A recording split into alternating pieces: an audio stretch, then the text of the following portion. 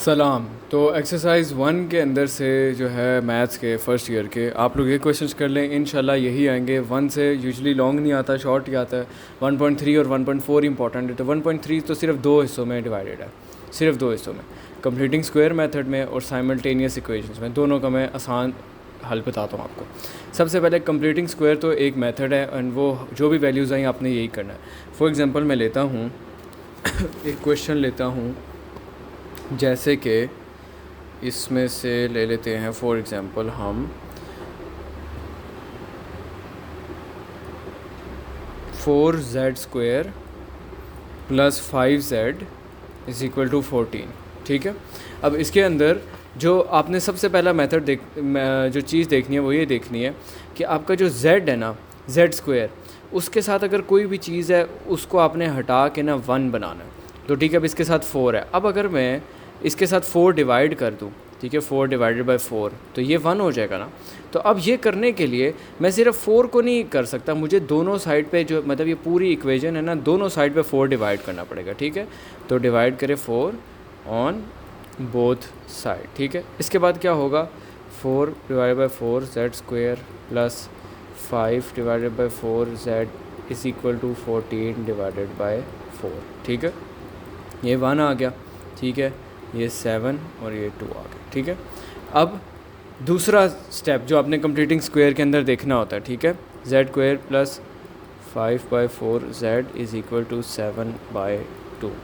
दूसरा स्टेप आपने ये देखना होता है कि एक तो z² है, एक z है, तीसरा यहाँ पर जो 7/2 है ये अभी इस साइड पे, यूजुअली हो सकता है कि इस साइड पे हो। अगर तो कांस्टेंट इस साइड पे, आपने उसे दूसरी तरफ ले जाना है। ठीक है, ये पहले ही वही है तो इसको लेके जाने की ज़रूरत नहीं है। अब आपने क्या करना है, सिंपल सा, ये जो z का कोएफिशिएंट है ना, जो इस केस में 5/4 है, इसको 1/2 से मल्टीप्लाई करेंगे। ठीक है, ये जब होगा तो 5/8 आ जाएगा। ठीक है, अब इस टर्म जो आपके पास बचेगी, इसका स्क्वायर आपने दोनों साइड पे इक्वेशन की ऐड कर देना। तो मैं ऐड कर देता हूँ, z² + 5/4 + 5/8 का होल स्क्वायर।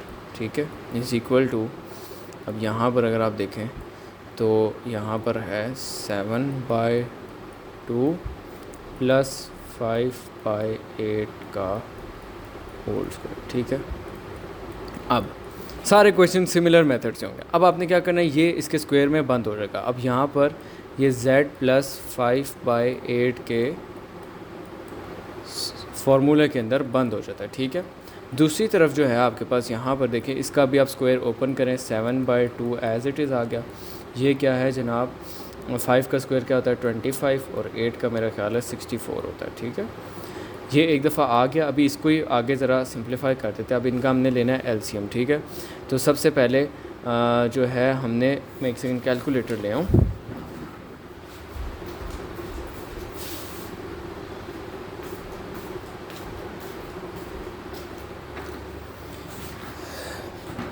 ठीक है, हम बैक, सॉरी। अच्छा, अब आपने एलसीएम लेना है, तो सबसे पहले इसका जब एलसीएम लेंगे तो अब हमने ये देखिए, इसको 64 बनाने के लिए इसको 32 से और इसको भी 32 से मल्टीप्लाई करना होगा। ठीक है, तो अब 732 टाइम्स इज़ 224 + 25 / 64।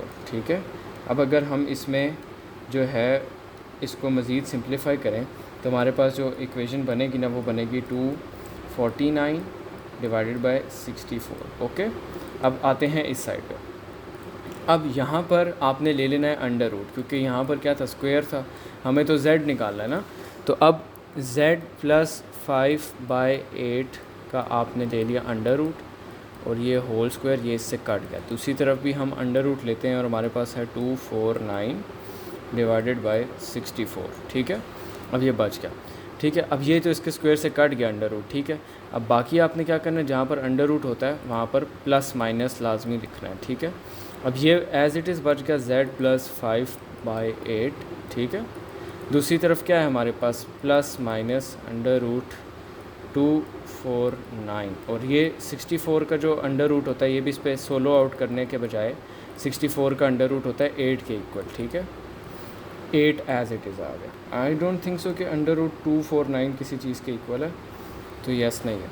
ठीक है, अब आपने क्या करना है जनाब, सिंपल इस 5 वाली टर्म को इस साइड पे ले आए, z इज़ इक्वल टू, अब देखें कि इधर आए हम plus minus under root 249 divided by 8 और इधर -5/8। ठीक है, अब इसको बेशक इस तरह आप लिख लें, एक ही दफ़ा इसी प्लस माइनस के साथ ही लिखने दें, क्योंकि एक दफ़ा प्लस के साथ एक दफ़ा माइनस के साथ है, तो सिंपल से ये आएगा -5 plus minus under root 249 divided by 8। इतनी सी जो है ना z की ये आपके पास वैल्यू आ गई। ओके, तो ये हमने फाइंड करना था। एक दफ़ा ये प्लस के साथ है, एक दफ़ा ये माइनस के साथ है। सोल्यूशन सेट में आपने लिखना है, सोल्यूशन सेट बना के लिखना है। ठीक है, टाइम ये तो अच्छा, आगे चलते हैं जहाँ पर दूसरा आपका शॉर्ट क्वेश्चन यहाँ से आ सकता है। लॉन्ग भी एक्सपेक्टेड होता है लेकिन मुश्किल चांस है, शॉर्ट आ सकता है, और वो है साइमल्टेनियस इक्वेशन का। ठीक है जनाब, इसको मैं जल्दी से आपको कराने की कोशिश करता हूँ। फॉर एग्ज़ाम्पल हम आते हैं इसमें, ठीक है, पहला वाला है इसका, ठीक है, 1 माइनस आयोटा का z, ठीक है, प्लस 1 प्लस आयोटा ओमेगा, ठीक है, सॉरी ओमेगा यहाँ पर है, ठीक है, इज़ इक्वल टू 3। और दूसरी इक्वेशन है हमारे पास 2z minus 2 plus 5 iota omega is equal to 5 plus 6 iota. ठीक है, अब आपने क्या करना है जनाब, सबसे पहले यहाँ पर देखें आपके पास एक z है, दूसरा क्या है ओमेगा। ठीक है, अब आपने एक को इक्वल करना है, z को करके इक्वल, तो आप उसकी कटिंग कर दें ताकि पीछे आपके पास ओमेगा और कोई रिलेशन आ जाए, फिर आप वो ओमेगा की वैल्यू इस इक्वेशन में डालेंगे तो फिर आपके पास z भी फाइंड आउट हो जाएगा। ठीक है, तो अब आपने करना क्या है, आए ज़रा सिंपल तरीके से वो देखते हैं। तो सबसे पहले यहाँ पर हम ये देखते हैं कि अगर मैंने z को काटना है तो देखें इधर इसका कोएफिशिएंट है 1 माइनस आयोटा, इधर क्या है 2। अगर मैं 2 को इससे मल्टीप्लाई कर दूँ और इसको इससे मल्टीप्लाई कर दूँ तो ये दोनों के कोएफिशिएंट सेम हो जाएंगे। यही ट्रिक हर क्वेश्चन में। तो हम एक दफ़ा, मैं आपको वैसे आप रफ वर्क कर सकते हैं लेकिन मेरे पास ये सॉल्व है तो मैं उससे डायरेक्ट लिखता हूँ। एक सेकेंड,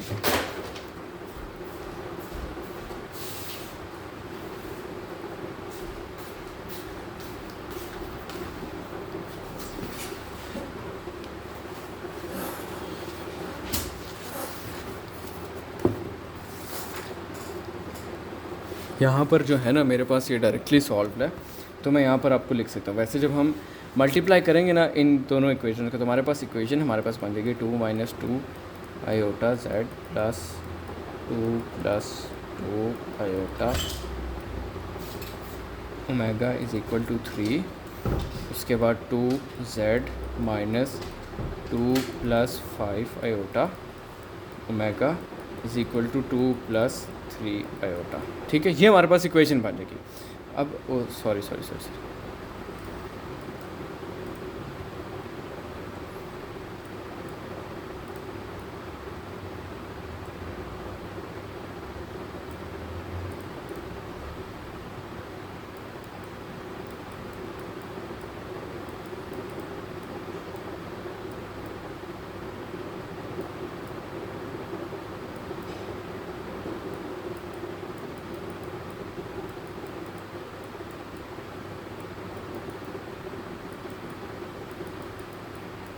ठीक है, हमारे पास ये आगे हमने साइन चेंज किया काटने के लिए, तो देखिए ये वाली जो पूरी वैल्यू है ना ये हमारे पास कट जाएगी। ओके, ये हमारे पास क्या होगा, कट जाएगी। कटने के बाद क्या होगा, हमारे पास जो ओमेगा बचेगा, इसको भी आप रफ वर्क में सॉल्व कर सकते हैं, मैं डायरेक्ट लिखता हूँ। जब आप इसको नीचे उतारेंगे तो हमारे पास सीन ऐसा होगा कि हमारे पास इस साइड पे आ जाएगा 9 प्लस 5 आयोटा, ये कोफिशेंट होगा ओमेगा का, और राइट हैंड साइड पे हमारे पास होगा 1 प्लस आयोटा। ठीक है, ये हो जाएगा। अब आपने क्या करना है, इसको इस साइड पे ले जाएंगे, omega is equal to 1 plus iota divided by 9 plus 5 iota. अब जब डिनोमिनेटर में कॉम्प्लेक्स नंबर आ जाए हम उसे रैशनलाइज कर लेते हैं। इधर 9 minus 5 iota divided by 9 minus 5 iota इसके साथ होगा।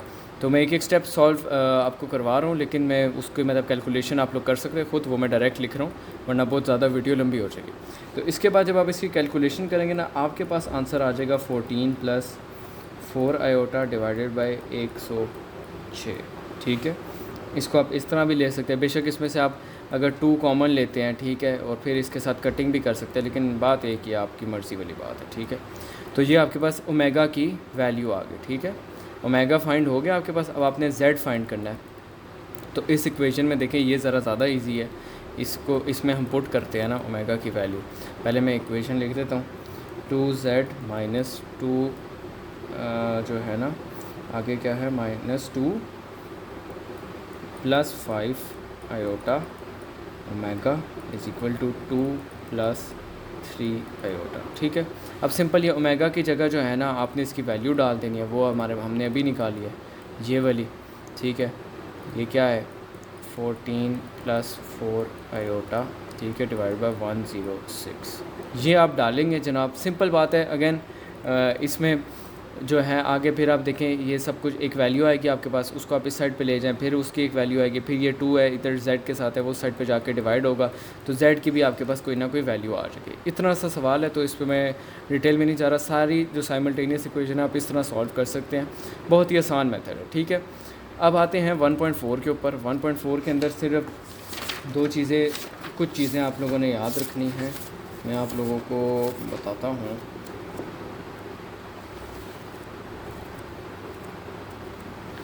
ये याद रखनी है आपने कि रेक्टेंगुलर फॉर्म, ठीक है, या अलजेब्रिक फॉर्म या कार्टेशियन फॉर्म, इसका मतलब होता है x + y आयोटा, ठीक है, या a + b आयोटा भी लोग इसे लिखते हैं, ठीक है। ये रेक्टेंगुलर फॉर्म, अलजेब्रिक फॉर्म या कार्टेशियन फॉर्म होता है।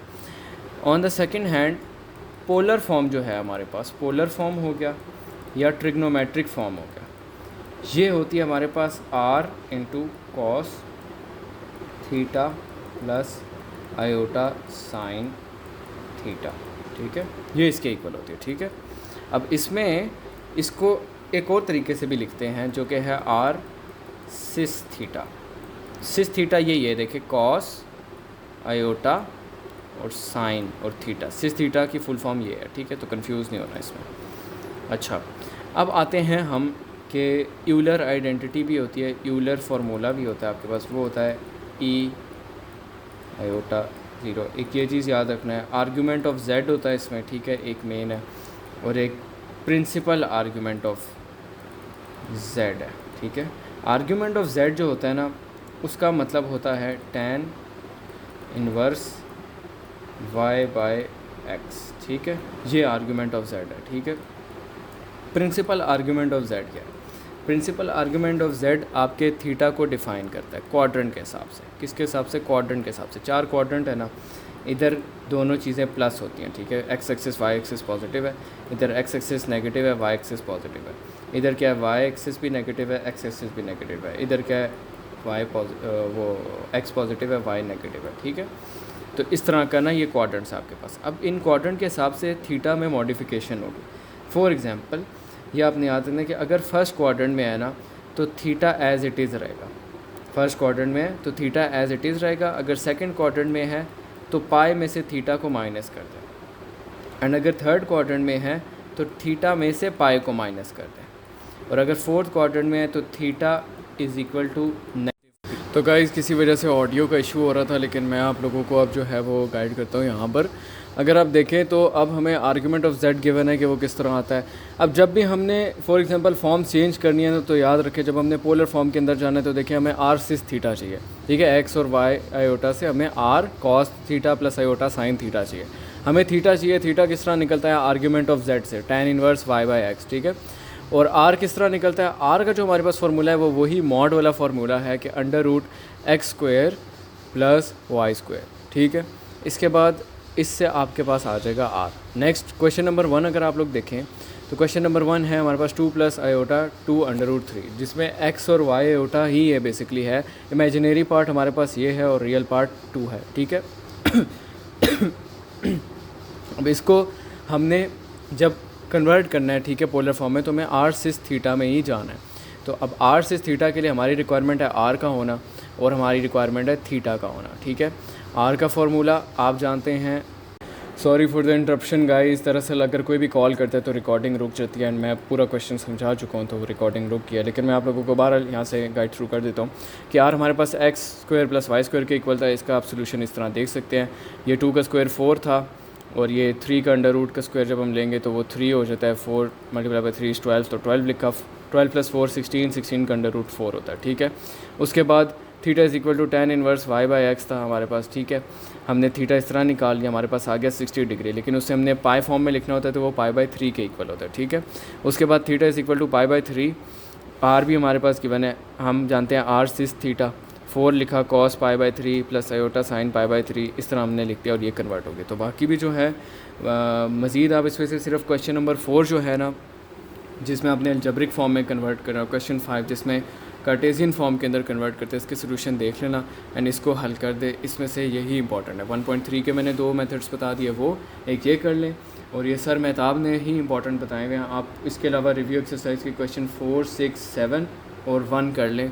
तो that was all for your 1 chapter. तो मिलते हैं अगली वीडियो में, तब तक के लिए अपना ख्याल रखें। अल्लाह हाफिज़।